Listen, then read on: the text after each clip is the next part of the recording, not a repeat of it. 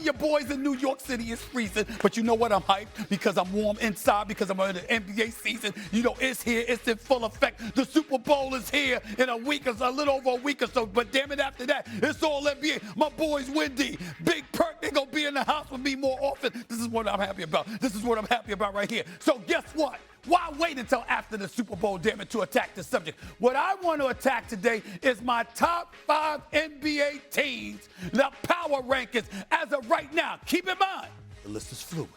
The list is fluid. Remember that, okay? These are my top 5, okay? I'm not thinking about right now. I'm telling you who my top 5 teams are in the NBA, and that's how it's going to be at the end of the season. Let's go to number 5 on the list, please. Give it to me right here, please. Bam! The Houston Rockets. Let me tell you something right now.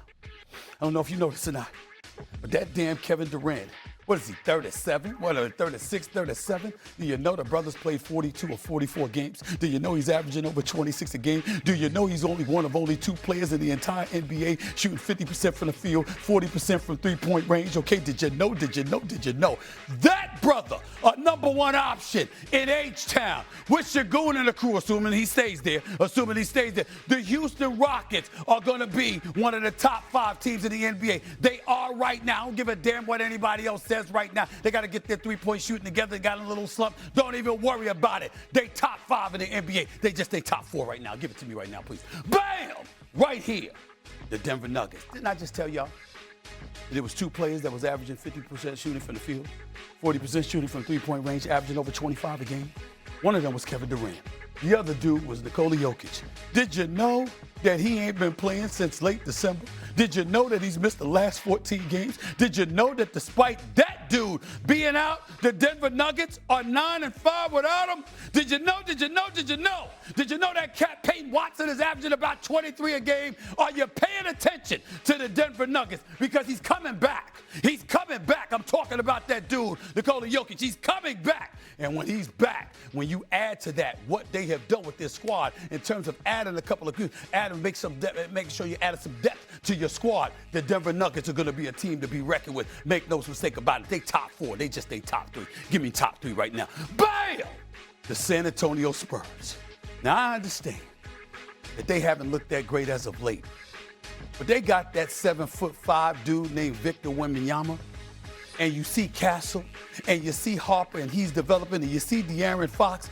This is going to be a problem for teams in the West as the playoffs approach. Make no mistake about it, the San Antonio Spurs are going to make some noise, and they're going to have a say in supremacy within the Western Conference before all is said and done. Make no mistake about it. Keep your eyes on them. They just ain't top 2. Give me number 2 on the list, please. Right here, the Detroit Pistons, the best team in the Eastern Conference. Now, I said before the season that, damn it, my Knicks were going to the finals. I said my New York Knicks was going to the finals. And it didn't take me long from saying, oh, damn, I'm a bit worried. Because the Detroit Pistons, with that brother Cade Cunningham and the rest of the crew, they're coming. With Durant and Stewart in the lineup on your front line together, they're very formidable. With Cade Cunningham doing what he does, they're very formidable. B.J. Bickerstaff, I'm worried about this. This is what has me worried about the Knicks. That man is here. And he's been here the last couple of off seasons. First when he was coaching in Cleveland, and last year in his first year in Detroit. And you know what he said? It ain't just about wanting to win. They want the Knicks. They want the Knicks. Now, the Knicks are falling off. Even Toronto has eclipsed them. And the Boston Celtics, led by Jaylen Brown, oh, my Lord, I got to watch out for them. But in the end, I still believe in my Knicks against everybody. But them! I'm very worried because the Detroit Pistons have all the tools, shooting, athleticism, size, etc. I'm very, very worried. The Detroit Pistons are not coming. They are here. And everybody better pay attention because they could easily win the East. They're the number 1 seed. They just ain't the number 1 team. Give it to me right here. The defending NBA champions. It's the Oklahoma City Thunder. I don't want to hear about, oh, my God, they started out 24-1, and they've been an average team ever since. Get the hell over it. They got Shea Butter. You ever heard of that, brother? That would mean Shea Gilgeous-Alexander, averaging 32 a game, second only to Luka Doncic. Remember, Jalen Williams had missed a portion of games earlier on in the season. Missed a few games, like 15, 16 games, maybe a little bit more. But in the end, the crew is still intact. Holmgren is still there. Jay Williams is still there. Shea Butter is still there. The depth, the defensive prowess, all of it is still there. Their only kryptonite has been going against the San Antonio Spurs, which I think they might figure out.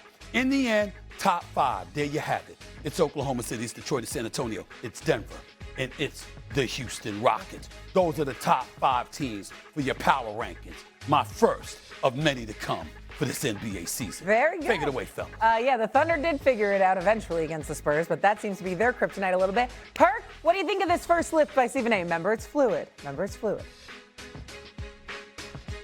You know what? To say that this is his first list, I'm okay with it. I'm not okay with the order though. Okay. The Nuggets got to be at number 2.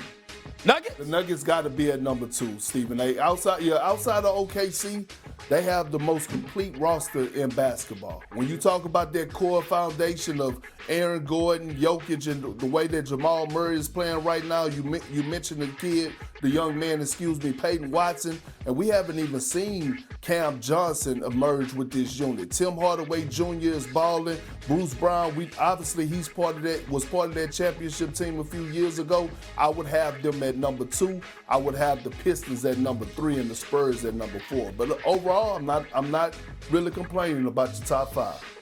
Just the order. What do you think, Wendy? So he did a pretty good job. This is a tough list because other than the Thunder, all of these teams have flaws, okay? And so whether it's Detroit with their shooting and their ball creation, whether it's their young guards in San Antonio, whether it's the lack of strong point guard play in Houston, the injuries in Denver, I will say this. The fascinating thing about this list is you don't have 2 teams on here, and I don't think you should have them on here, but 2 fascinating teams right now that could move into this list when it matters.